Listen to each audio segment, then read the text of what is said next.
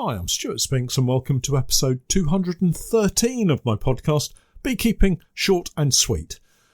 Expansion necessarily requires more of everything. More hives, more bees, and more queens. This week, I began the process of introducing new queens into the split colonies, and of course, we also continued with the honey extraction.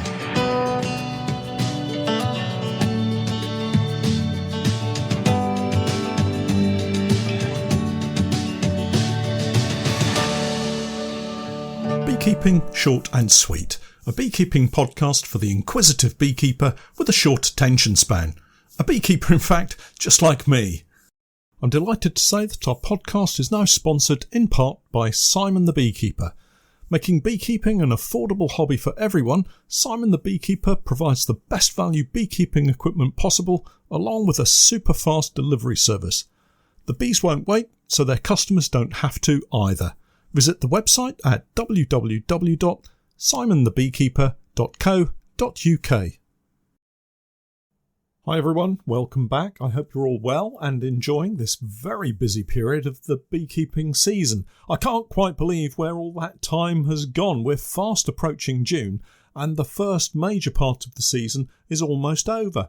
Spring has been something of a whirlwind for us, a very steep learning curve and some very long days. Overall, I would say I'm very happy with the way things are progressing.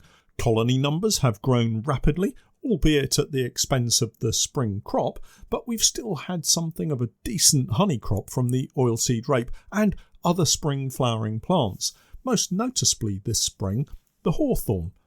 I tried to count up the number of what I would call virtual colonies that we have so far. These are colonies that have been split in one form or another, something like an artificial swarm, a collected swarm, one like the recent video I posted where the swarm had moved beneath the floor of the hive because the queen had been clipped. Thank goodness for clipping this year. I would have lost far more swarms than I'd like to admit to, if I'm honest. We've carried out multiple vertical splits and had some very mixed results. As usual, these cover the entire range of possible outcomes from the perfect split, which now has a lovely laying queen in it with several frames of sealed brood. Some, though, with queens just beginning to lay, and we await the visual checks on that brood pattern. And for those of you relatively new to beekeeping, the reason we check the brood pattern is to see that the queen is laying successfully with large areas of fertilised eggs. These are destined to become workers. Anything other than this in a newly mated queen could signal a problem, such as a drone-laying queen. So we wait and watch to see large areas of perfectly capped, light brown sealed brood, which is a great indicator that all is well. Then there are those splits that look as if they've failed for whatever reason. Grumpy, fidgety bees, the ones that roar when you smoke them as they beat their wings frantically, these are likeliest to be hopelessly queenless and will need a replacement queen in due course. At this point, with these splits, there is a period of contemplation to be had. Rush in too quickly with a new queen purchased from a supplier and you run the risk of seeing her killed as the split already has a queen that just hasn't started to lay as yet. Leave it too long and they could well turn into egg-laying workers. It's a tense time for the beekeeper. Anyway, the number of virtual colonies, basically all of our hives which may or may not have laying queens in, I guess it's the potential total number of colonies, but that number is fast approaching 200. I can't quite be sure, and here's my biggest confession of the season so far, I haven't been keeping accurate records. I know, I tell everyone to keep accurate records and then I don't do anything myself. I promise I'll get the diary out and start from tomorrow. I promise. Anyway, close to 200 colonies potential is fantastic when you consider we started with maybe 85. Okay, we bought in 50 in the spring, which gave us a huge boost. So a starting point of maybe 120-ish, but I'm really pleased with the splits we've made to get us up to nearly 200. There may well be several more splits to come, and I hope we may get something like 220 or maybe a few more. If I can just get it authorised by the other team member here at the Norfolk Honey Company, I may go for a few more, but this year honey is everything. And as I keep banging on about, resources are everything. And if I deplete colonies now in favour of more colonies, I'm running the risk they won't build up back into full strength in time to maximise the summer forage. The 50 colonies we bought in have pretty much all been split now. I think there were a couple that have since thrown up chronic bee paralysis virus and haven't made the cut, as it were, but generally they've been a positive purchase, and just this week I've been beginning the process of introducing new queens into splits. So when I say colonies that have chronic bee paralysis virus, those have not been split, just to clarify. But anyway, just to recap here, a couple of weeks ago we put in an additional brood box on these colonies to encourage expansion within each colony. For the most part, this has worked brilliantly, albeit at the cost of some spring honey production, but the system we know works seems to be just right for what we're trying to achieve. We take our parent colony, add a brood box and leave it for a couple of weeks. Next, we add a queen excluder between both brood boxes, and also, if there are supers on the hive, a queen excluder between the top brood box and the supers. The purpose of this is to isolate the queen in one of those brood boxes. We left them for a week and then inspected. One of the brood boxes has eggs, that's the one with the queen in it, and the other one has no eggs. The eggless box becomes our split. The queen remains in the brood box in the same hive position, but the second box is moved away a few metres, set on a new floor and given a new roof. This then is our queenless colony, ready for the introduction of the new queen. I really wanted to be able to say it was hopelessly queenless, but my timings have been a little bit out, and as a result these colonies have thrown up several queen cells, which absolutely must be removed before any queen introduction. Otherwise you run the risk of the introduction going completely wrong and the new expensive queen being killed. What I needed to have done is set up the double brood with the queen excluders maybe a week earlier. This would have meant there would be no viable larvae in the queenless box that the workers could produce queen cells from, thus making them hopelessly queenless and ready to accept that new queen. So each of these splits had an amount of brood in various stages of development, some very young, hence the queen cells, and some capped and nearly ready to emerge. I was asked why I had left the splits in the same apiary and only a few metres away from the parent colony. This forms part of my master plan to get 100% acceptance from these splits of their new queens. I want all of the older flying bees to find their way back home to the parent colony, and I have a couple of reasons for this. Firstly, I want to ensure that the parent colony has plenty of bees to populate the now depleted numbers and be able to maintain the necessary brood nest temperatures required in the old colony, as the queen will still be laying and very young brood needs constant attention. The second reason is that I want to remove as many older bees from the splits as possible, so that the remaining bees have very little association with their old queen. Many of these bees will only just be emerging and have no idea who their queen is, and that's just perfect. A newly introduced queen should have a greater chance of acceptance if the bees in the hive only know her as their queen. At least that's my way of thinking about it. We'll find out next week.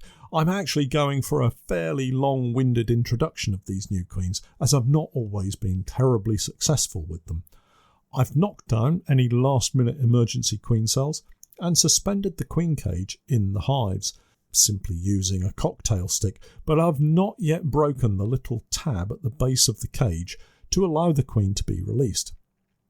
It's now 2 days later, and I'm planning to go back this afternoon to remove that tab and let them tunnel their way out. No doubt the workers in the hive will tunnel in towards the queen to assist them.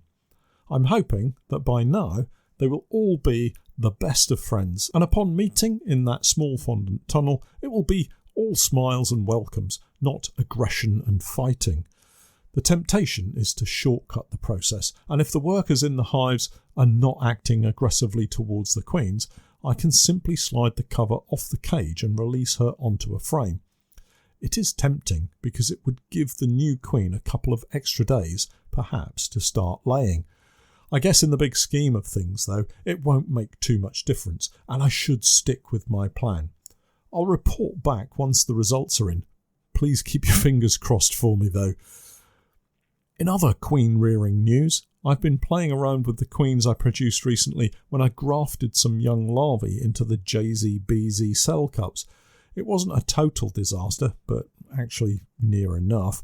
I only had 5 queen cells develop from around 24 grafts, and of those, 1 was dead in the cell. I like the JZ-BZ cell cups because you can see into the cell through the opaque plastic cups and actually see a live queen moving around inside.